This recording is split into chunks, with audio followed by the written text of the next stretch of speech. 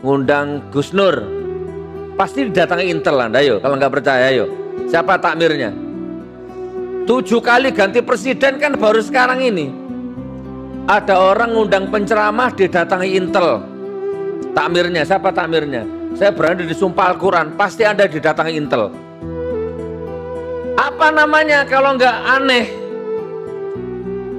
Jadi kalau ruang gerakan umat Islam ditekan, diawasi, ini ada nih Intel-Intel nyamar ini. Semoga Anda tobat. Sementara kalau pendeta ngomong politik di gereja nggak apa-apa. Kalau ada ustadz mencerdaskan umatnya ngomong politik di masjid dituduh radikal, intoleran, apalagi anti Pancasila, anti NKRI. Ayo, ini ustadz ini punya otoritas di masjid, memang harus mencerdaskan umatnya. Yang disampaikan itu Al-Quran, dituduh radikal. Sama siapa? Sama rezim. Tapi di sisi lain, mereka selalu merancang kecurangan-kecurangan. Mereka selalu menipu daya umatnya. Mereka sendiri malah bawa pendeta masuk ke masjid untuk ngomong politik. Pendeta dipakai sorban, pakai peci, dibawa ke masjid, dibawa ke pesantren, hambur-hambur uang, pakai baju partai, ngomong politik. Boleh. Nggak ada intel yang ngomong, nggak ada intel yang datang, bebas. Bahkan disambut itu pendetanya. Tola'al badru alaina. Rebutan cium tangannya tuh. Ada nggak? Aneh Pak, sinetron kehidupan. Judulnya Akidah yang Tertukar. Kalau saya nggak mau ngaji fikih, bukan karena saya nggak bisa fikih. Saya jauh-jauh dari Palu diundang ke sini kalau cuma bab fikih untuk apa? Bab wudhu, bab sholat, apalagi bab datang bulan, ayo, tahu saya. Apalagi bab khusyuk. Loh, memang di Bojong tidak ada ulama fikih. Banyak ulama fikih di sini. Ngapain ngundang saya cuma untuk ngaji itu? Di sini nggak kurangan. Mau ngaji Sirah Nabawi saya bisa. Ihya Ulumuddin saya ngerti. Al-Hikam saya paham. Tapi kan di sini sudah ada lah. Anda ngundang saya mau ngaji apa ini, ayo? Ustadz kok menghibah orang? Ustadz kok mau fitnah orang? Ustadz kok kerjaannya mencaci maki orang? Dipikir saya tidak tahu bab hibah, bab fitnah, bab mencaci maki. Saya tahu saudaraku, ayat hibah saya tahu, hadis hibah saya paham. Ya, Anda buka misalkan hadis Muslim, nomor hadisnya 2589, atau Anda buka hadis At-Tirmizi, nomor hadisnya 1999, atau Anda buka hadis Abu Dawud misalkan 4874 nomor hadisnya, atau Anda buka Al-Quran Al-Hujurat 12, dan banyak lagi hadis-hadis yang menceritakan tentang hibah. Satu contoh ini, sahabat bertanya kepada Rasul, atadruna mal ghibah? Qalallahu wa rasuluhu a'lam ya Rasul. Jadi Rasul bertanya kepada sahabat, sahabat, tahu nggak kamu ghibah itu apa? Sahabat menjawab, qalallahu wa rasuluhu a'lam, hanya engkau dan Allah yang tahu ya Rasul. Terus Rasul bersabda, qala dzikruka akhaka bima yakrah.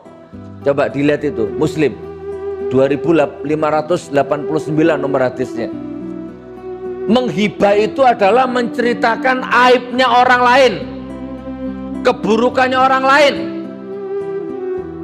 Terus sahabat bertanya, qila afara'aita in kana fi akhi ma aqul ya Rasulullah. Loh, kalau seandainya yang saya ceritakan benar ya Rasul. Maka Rasul menjawab, kalau yang kamu ceritakan itu benar, ya itulah ghibah, tetap dosa. Siapa namanya antum? Hendrik. Hendrik selingkuh umpama ini, selingkuh. Terus saya bocorkan ke orang, Hendrik selingkuh. Itu kata Rasulullah, inilah yang dimaksud menghibah. Walaupun benar, tetap dosanya sangat besar itu Pak.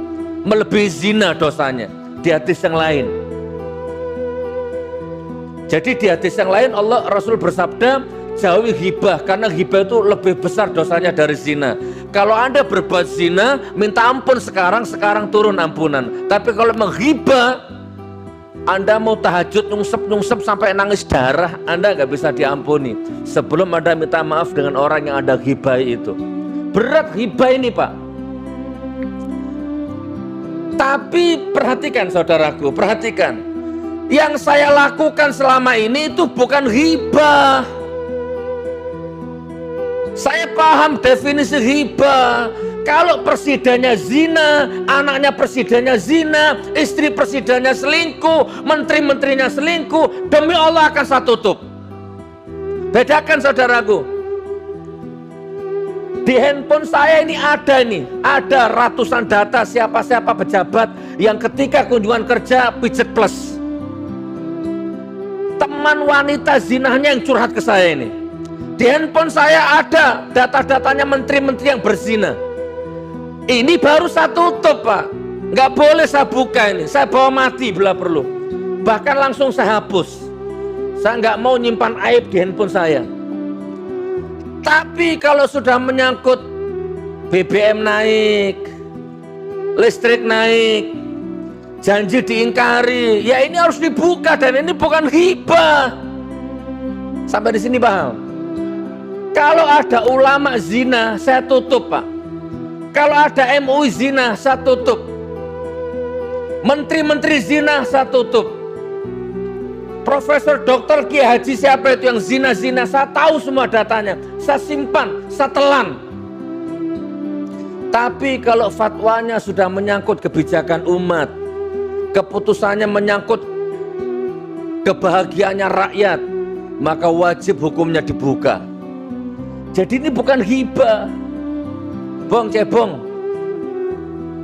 Ya, belajar bab hibah. Ini bukan fitnah. Kalau fitnah lebih besar dosanya, Pak. Enggak ada dibikin ada, itu baru fitnah.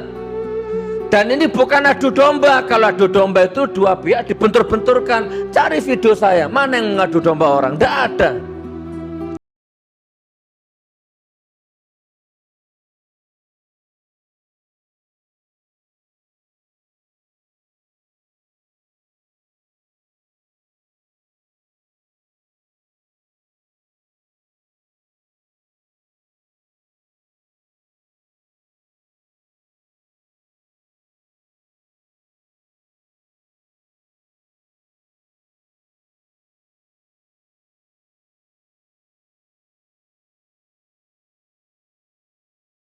Saya ceramah dari tahun 98.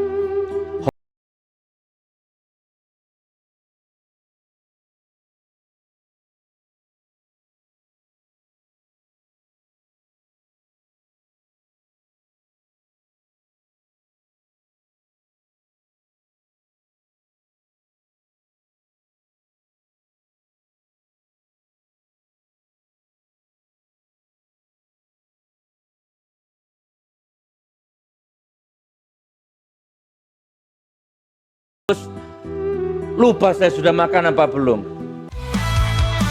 Bersama kita.